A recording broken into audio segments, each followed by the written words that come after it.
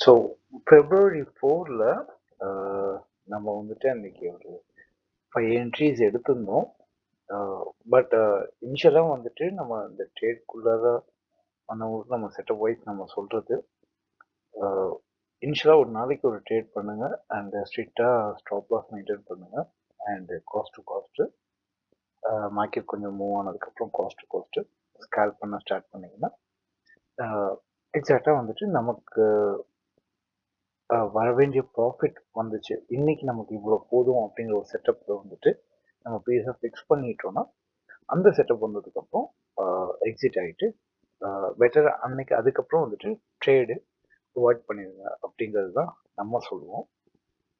And once நம்ம market நமக்கு familiar ஆனதுக்கப்புறம் நம்ம ஃபர்ஸ்ட் மார்க்கெட்லேருந்து ப்ராஃபிட் நம்ம எடுத்ததுக்கப்புறம் அதை வச்சு நம்ம அடுத்த ட்ரேடு நம்ம எப்படின்னா ரொம்ப ஷுவராக இருந்தோம்னா அந்த கரெக்டான ஸ்டாப் லாஸு இந்த மெயின்டைன்லாம் பண்ணி நம்ம ட்ரேட் பண்ணுறதுனா நம்ம ட்ரை பண்ணலாம். பட் இனிஷியல் ஸ்டேஜில் அது ஸ்ட்ரீட்டாக அவாய்ட் பண்ணிருங்கிறது தான் நம்ம சொல்கிறது.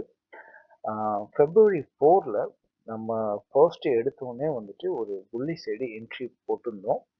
அது வந்து பார்த்திங்கன்னா ஒரு நியர்லி ஒரு 60 பாயிண்ட்ஸு நமக்கு கேப்சர் பண்ணி கொடுத்துருந்துச்சு. அது நம்ம ப்ரைம் குரூப்பில் நம்ம அப்டேட் பண்ணியிருந்தோம். ஸோ அதோட கண்டினியூட்டி தான் இந்த இது. ஸோ அது வந்துட்டு பார்த்திங்கன்னா நியர்லி ஒரு நல்ல செட்டப் ஒரு 165லேருந்து அப்போது ஒரு 205 ப்ளஸ் அது க்ளோஸ் ஆனது ஒரு நல்ல பாயிண்ட் ரேலியில் தான் ஃபஸ்ட்டு க்ளோஸ் ஆகிடுச்சு. ஸோ நெக்ஸ்ட் என்ட்ரி நம்ம வந்து பார்த்திங்கன்னா வேரி சைடு 25,700 வந்துட்டு ஸ்ட்ரைக் ப்ரைஸு 135ல் என்ட்ரி கொடுத்துருந்தோம். அண்டு ஸ்டாப் லாஸு 125, டார்கெட் வந்து பார்த்திங்கன்னா 145, 155 ஸ்கேல்ப் மாற்றம் நம்ம மென்ஷன் பண்ணியிருந்தது. ஸோ அது வந்து ரீச் ஆனது பார்த்திங்கன்னா நியர்லி ஒரு 155 வரைக்கும் ரீச் ஆகிடுச்சு. ஸோ அதுக்கப்புறம் நம்ம ஸ்கேல் பண்ணி அதில் எக்ஸிட் ஆகிட்டு தேர்ட் என்ட்ரியுமே சேம் அதே தான். நமக்கு அகெயின் மார்க்கெட் டேப் ஆச்சு, சேம் 155ல் எக்ஸிட்டு. ஸோ 3 என்ட்ரி நமக்கு ஒரு 11 o'clock நம்ம க்ளோஸ் பண்ணிட்டோம். ஸோ அதுக்கடுத்து என்ட்ரிஸ்னால் நமக்கு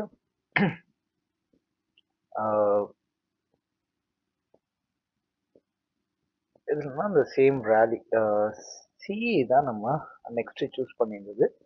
125 நம்ம என்ட்ரி அண்ட் ஸ்டாப் லாஸும் 115 இந்த இதுதான் நம்ம செட்டப் இது பண்ணியிருந்தது. இதை வந்து ஸ்கேல் பண்ணி இது நியர்லி இது எவ்வளோ வரைக்கும் போச்சு அப்படின்னா ஒரு 185 வரைக்கும் நியர்லி போயிருந்துச்சு. இந்த ரேலி வந்துட்டு நியர்லி 185 வரைக்கும் போயிருந்துச்சு.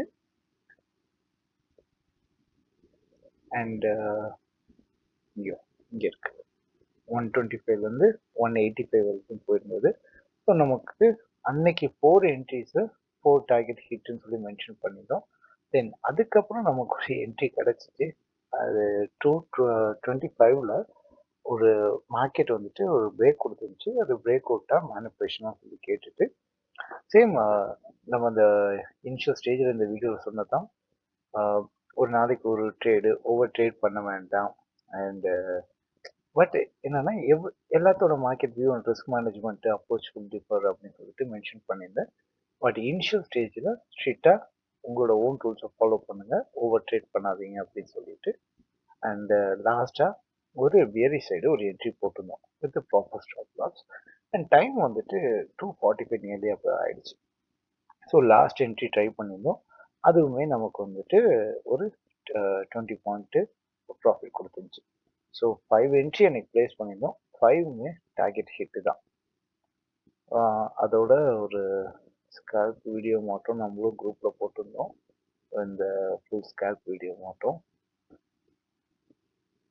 ஸோ ஃபெப்ரவரி 4 நமக்கு நல்ல ஒரு குயினிஷ் இது தான்.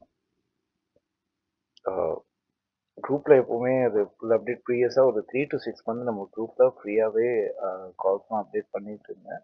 பட் யார் யாருக்கு அது பெனிஃபிட் அந்த இதுன்னு சொல்லி தரலன்னு சொல்லி தான் நம்ம ப்ரைம் குரூப் ஷிஃப்ட் ஆகி ப்ரைம் குரூப்லேயும் இப்போது அப்டேட் பண்ணிகிட்ருக்கேன். நம்ம டெலிகிராம் குரூப்பில் ஜாயின் பண்ணோம் அப்படின்னா இதில் டிஸ்கிரிப்ஷனில் லிங்க் கொடுத்துருக்கேன்.